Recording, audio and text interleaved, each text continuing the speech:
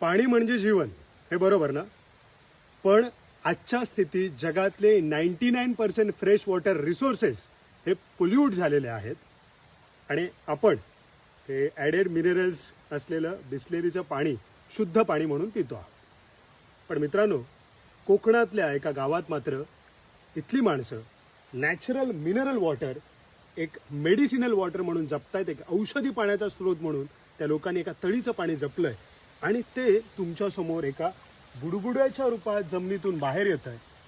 याचं scientific reason द्यायचं झालं तर हा संपूर्ण पट्टा सरकारने मायनिंग झोन म्हणून डिक्लेअर केला.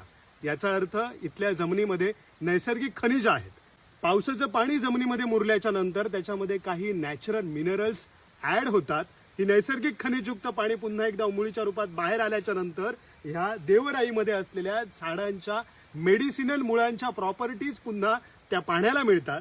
गावातली माणसं हे पाणी औषधी म्हणून अनेक प्रकारच्या गावठी उपचारांमध्ये त्याचा वापर करतात. गिरीच्या मस्तकातून वाहणारी ही गंगा जपण्यासाठी त्याच्या मस्तकावरील जटारूपी हे रेन फॉरेस्ट म्हणजे जंगल जपायला हवं, कारण कोकण हीच एक देवराई आहे.